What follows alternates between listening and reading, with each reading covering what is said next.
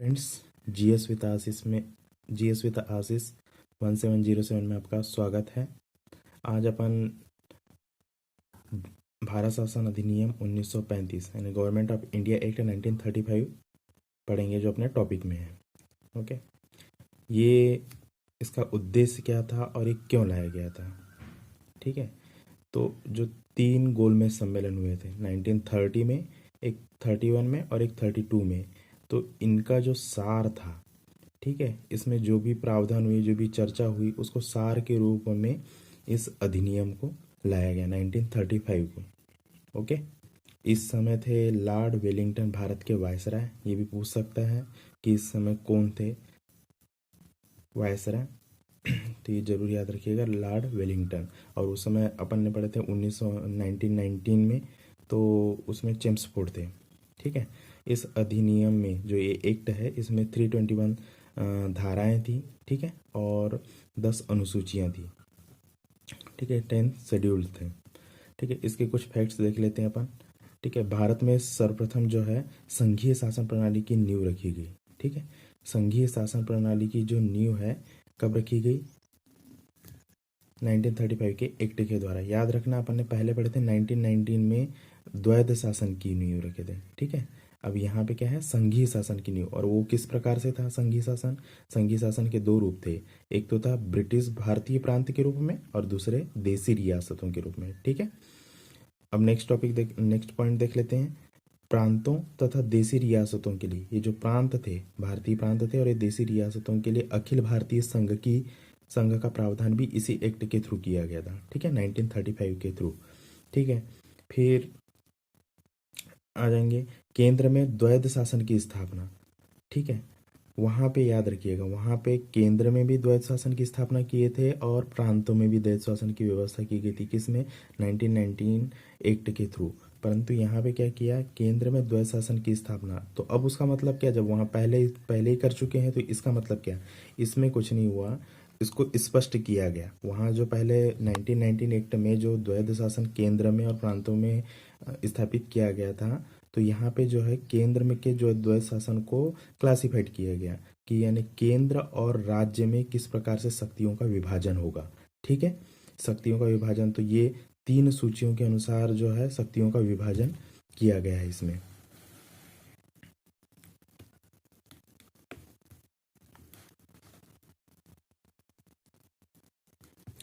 पहली है संघ सूची, ठीक है, दूसरी है प्रांत सूची और तीसरी है समवर्ती सूची। ठीक है, तो संघ सूची में वे विषय शामिल थे जिस पर कानून बनाने का या विधि निर्माण का अधिकार किसको था? संघ को था। ठीक है, फिर प्रांत सूची में वे विषय थे जिन पे कानून या विधि बनाने का अधिकार किसको था? प्रांतों का था।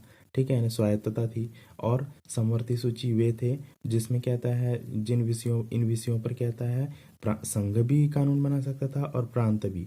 परंतु अगर ऐसी स्थिति में जब प्रांतों के बाद संघ बना दे, तो उन प्रांतों के बनाए गए कानून पर संघ का जो कानून है वो आरोपित हो जाता था, यानी अध्यारोपित कर लेता था किनके? प्रांतों के कानून को। मतलब सर्वे सर्वा फिर संघ का कानून होता है। ठीक है, सर्वोपरि। ठीक है, तो ये जरूर याद रखिएगा।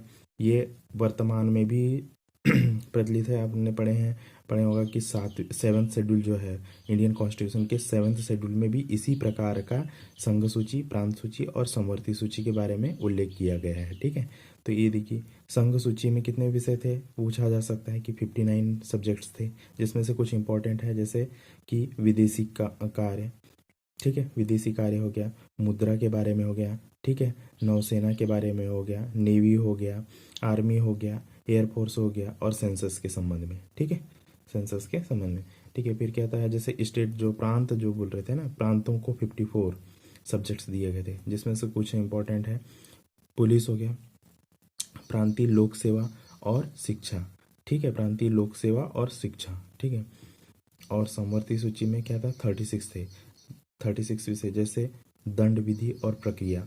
ठीक है, फिर सिविल प्रक्रिया और विवाह एवं विवाह विच्छेद। विवाह विच्छेद मतलब तलाक वगैरह, ये उससे जो भी संबंधित है। ठीक है, वो वाले प्रावधान किए गए थे समवर्ती सूची के संबंध में। अब आ जाइए, प्रांतों में जो द्वैध शासन है उसको समाप्त कर दिया गया और प्रांतों को कहते हैं स्वायत्तता प्रदान की गई। जो अपन ने 1919 एक्ट के थ्रू प्रांतों को और केंद्र में द्वैध शासन की स्थापना की थी, इसमें क्या किया गया, केंद्र के जो द्वैध शासन को तो क्लासिफाइड किया कि उनमें क्या था, केंद्र और राज्यों के बीच में शक्तियों का विभाजन किया, परंतु प्रांतों में जो द्वैध शासन था उसको समाप्त कर दिया और उनको पूर्ण स्वायत्तता प्रदान कर दी। ठीक है, फिर क्या हुआ, 1937 में दो चीज़ें हुई। एक तो क्या था, संघीय न्यायालय की स्थापना की। ठीक है, संघीय न्यायालय एक क्या था है, इनने बोला कि इस एक्ट के थ्रू एक केंद्र में क्या था है, न्यायालय होगा। फिर यही आगे चलकर जो है अभी जो सुप्रीम कोर्ट है वो है। ठीक है, तो संघीय न्यायालय की स्थापना की गई। ठीक है, परंतु क्या, जो अपीलीय न्यायालय था, अंतिम जो अपीलीय न्यायालय है वो प्रीवी काउंसिल होती थी। और प्रीवी काउंसिल वो आपने पढ़ा होगा, कार्नवालिस की जो संहिता है उसमें प्रीवी काउंसिल सबसे टॉप पे है। ठीक है, कार्नवालिस संहिता आप पढ़े होंगे या नहीं पढ़ा होगा तो देख लीजिएगा थोड़ा, उसमें प्रीवी काउंसिल सबसे टॉप पे है, यानी अंतिम जो अपीलीय न्यायालय है वो प्रीवी काउंसिल है। ठीक है, ठीक, उसके बाद आ जाएंगे अपन 1937 में। एक तो ये चीज़ हुई कि संघीय न्यायालय की स्थापना, और दूसरा याद रखिएगा कि 1937 में ही 1937 में क्या किया गया, बर्मा को, जो वर्तमान में क्या कहलाता है, म्यांमार, म्यांमार कहलाता है ना, तो इसको क्या किया, भारत से अलग कर दिया गया। ये पहले क्या, अविभाजित भारत का अंग था। ठीक है, और अभी बर्मा से याद आया, मैंने आपको उस दिन एक दिन बताया था जब कॉन्स्टिट्यूशन असेंबली पढ़ रहे थे अपन, BN राव, तो BN राव जी ने, सर बेनेगल नरसिम्हा राव ने बर्मा के कॉन्स्टिट्यूशन निर्माण में अहम योगदान दिया था। ठीक है, उनका रोल था इसमें, इन बर्मा के कॉन्स्टिट्यूशन में। ठीक है, अब ये तो 37 वाले, एक तो संघीय न्यायालय की स्थापना और एक हो जाएगा आपका बर्मा को भारत से पृथक करना 1937 में। ठीक है, फिर क्या होता है, भारत परिषद को समाप्त कर दिया गया। अभी भारत परिषद क्या थी, भारत परिषद कुछ नहीं थी, जो भारत सचिव था उसका सहयोग करने के लिए एक 15 सदस्यीय क्या थी, समिति थी, उसी को परिषद थी, उसको भारत परिषद की है। और इसमें इसका प्रावधान कब किया गया था, जो क्राउन का जो शासन था, या जिसको गवर्नमेंट ऑफ इंडिया एक्ट 1858 बोलते हैं ना, उसमें प्रावधान किया गया था इसके निर्माण का, भारत परिषद का, जिसको अपन ने क्या 1935 के एक्ट में, यानी गवर्नमेंट ऑफ इंडिया एक्ट क्या था 1935 में क्या था, भारत परिषद, उसी भारत परिषद को समाप्त कर दिया गया। ठीक है, फिर क्या किया, प्रांतीय विधानमंडलों का विस्तार किया गया। प्रांतीय विधानमंडलों का क्या किया, विस्तार किया था। अपन ने पहले पढ़े थे 1919 एक्ट में कितना था, 8 प्रांतों में विधानमंडलों का गठन किया जा चुका था, तो उसका ही विस्तार किया इनने 35 के एक्ट में, और 11 प्रांतों में से 6 विधानमंडलों में 2 सदनों की व्यवस्था की। ठीक है, द्विसदनीय विधायिका, जैसे वर्तमान में भी क्या था, सभी राज्यों में द्विसदनीय विधायिका नहीं है। ठीक है, उसकी एक ट्रिक है, मैं बता दूंगा। जैसे आम का बीज उत्तर प्रदेश में है, ठीक है, तो उसमें से कुछ, अभी तो जम्मू कश्मीर का तो अभी वो कर दिए हैं, एबोलिस्ड कर दिए हैं, तो यूटी बना दिए हैं, तो अभी उसका तो पता नहीं, पर आम का बीज, जैसे आंध्र प्रदेश हो गया। ठीक है, आंध्र प्रदेश हो गया, आंध्र प्रदेश से निकला है तेलंगाना, तो इन दोनों में क्या आता है, विधान परिषद है, जैसे विधानसभा है और विधान परिषद। ठीक है, द्विसदनीय विधायिका यही होती है, विधानसभा और विधान परिषद। तो विधान परिषद आंध्र प्रदेश हो गया, तेलंगाना हो गया, फिर म से हो जाएगा महाराष्ट्र, आम, का से हो जाएगा कर्नाटक, बी से हो जाएगा बिहार, ठीक है, जे से जम्मू कश्मीर होता था। ठीक है, उत्तर प्रदेश, ये ऐसे राज्य हैं जिनमें द्विसदनीय विधायिका है। ठीक है, उसी प्रकार क्या था इसमें, इस समय में क्या 35 के एक्ट में 11 प्रांतों में से 6 विधानमंडलों में 2 सदनों की व्यवस्था है। जैसे असम हो गया, बंगाल हो गया, बिहार हो गया। इसको याद रखने की ट्रिक बता रहा हूँ, सीधे अपने राइट हैंड से खड़े हो जाइए, राइट हैंड में आपका राइट हैंड, दोनों हैंड को हॉरिजॉन्टली फैला लीजिए। ठीक है, और सीधा हो जाइए पूर्वोत्तर भारत से, आपका जैसे असम के पूर्व से चलेंगे इधर को पश्चिम की तरफ, तो असम आ जाएगा, असम के बाद में बंगाल आ जाएगा, बंगाल के बाद में बिहार आ जाएगा। ठीक है, ये 3 तो क्रम से हो गए। फिर नीचे बम्बई, या ब से याद रख लेना, बंगाल, बिहार, बम्बई। ठीक, फिर मद्रास है और संयुक्त प्रांत कुछ और नहीं है, वर्तमान में उत्तर प्रदेश है। ठीक है, अब अगला पॉइंट था मुद्रा और जो साख है, मुद्रा होती है और साख पर जो नियंत्रण के लिए केंद्रीय बैंक के रूप में आरबीआई की स्थापना की गई। ठीक है, आरबीआई, ठीक है, आरबीआई की स्थापना हुई थी इसी एक्ट के थ्रू। पूछ सकता है, आरबीआई भी है आपका सिलेबस में, ठीक है, प्री के सिलेबस में आरबीआई भी है, तो मैं उसके बारे में कुछ फैक्ट्स बता दूंगा। ठीक है। अभी ये जान लीजिए कि आरबीआई की स्थापना गवर्नमेंट ऑफ इंडिया एक्ट 1935 के थ्रू ही 1 अप्रैल 1935 को हुई थी। ठीक। फिर उसके पश्चात क्या हुआ, दलित जातियों, महिलाओं और मजदूर वर्ग के लिए अलग से निर्वाचन की व्यवस्था की गई। ठीक है, मैंने आपको बताया था कि जो जितने भी ब्रिटिशर्स ने एक्ट लाए हैं उनका एक और एकमात्र उद्देश्य था सांप्रदायिकता फैलाना, ठीक है, और राज करना।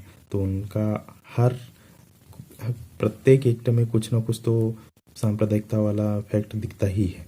ठीक है, देखो, दलित जातियों के लिए, महिलाओं और मजदूरों के लिए अलग से निर्वाचन की व्यवस्था की गई। इसका मतलब क्या है कि यानी लोगों को सेपरेट करना। ठीक है, उसमें भी था पिछले वाले एक्ट में कि सामान्य वर्ग को अलग और विशिष्ट वर्ग को अलग। ठीक है, निर्वाचन के लिए उसको देख लीजिएगा, जिसने नहीं देखा है तो पीछे जाके देख लीजिएगा, समझ आ जाएगा। ठीक है, फिर मताधिकार का विस्तार किया। मैंने आपको बताया था कि पहले मत देने का अधिकार सभी को नहीं था। ठीक है, तो इसमें क्या किया गया है कि विस्तार किया गया, कुछ विशिष्ट लोगों को मत देने का अधिकार था। मैंने बताया भी था आपको, जैसे विश्वविद्यालयों के हो गया, विश्वविद्यालय के कुलपति हो, यानी विश्वविद्यालय के जो कर्मचारी हो गए, ठीक है, और क्या उद्योगपति हो गए बड़े बड़े, इन्हीं लोगों को मत देने का अधिकार था। ठीक है, या जो टैक्स पेयर होते थे उन लोगों को मत देने का अधिकार था। ठीक है, फिर मताधिकार का विस्तार किया गया इसमें, और लगभग 10% जनसंख्या को मत का अधिकार प्राप्त हुआ। ठीक है, लगभग 10% जनसंख्या को मत का अधिकार प्राप्त हुआ। संघीय लोक सेवा आयोग जो यूपीएससी है वर्तमान में, और प्रांतीय लोक सेवा जो राज्यों के लोक सेवा आयोग हैं, और 2 या 2 से अधिक राज्यों के लिए जो संयुक्त राज्य लोक सेवा आयोग की स्थापना जो है ना, इस्टेब्लिशमेंट भी कहता है इसी एक्ट यानी गवर्नमेंट ऑफ इंडिया एक्ट 1935 के द्वारा ही किया गया। और जो शक्तियां किसी के पास नहीं थी, यानी वो अवशिष्ट शक्तियां किसको दे दी गई, वायसराय को दी गई। जैसे वर्तमान में भी अवशिष्ट शक्तियां केंद्र के पास में है। ठीक है, इंडियन कॉन्स्टिट्यूशन में ऐसा उपबंध किया गया है। ठीक है, जो 7 शेड्यूल है ना, मैंने उसमें बताया था 3 सूचियां हैं, संघ सूची, राज्य सूची और समवर्ती सूची, उनमें विषयों को बांटा गया है। ठीक उसी प्रकार अब क्या किया है, ब्रिटिश संसद की सर्वोच्चता। इसका मतलब क्या, मतलब कि जो गवर्नमेंट ऑफ इंडिया एक्ट है उसमें किसी भी प्रकार का चेंज करना है, परिवर्तन करना है, तो उसका केवल और केवल उसका अधिकार जो है ब्रिटिश पार्लियामेंट को है, न कि यहाँ के किसी भी क्या था केंद्र सरकार को या प्रांतीय विधानमंडलों को।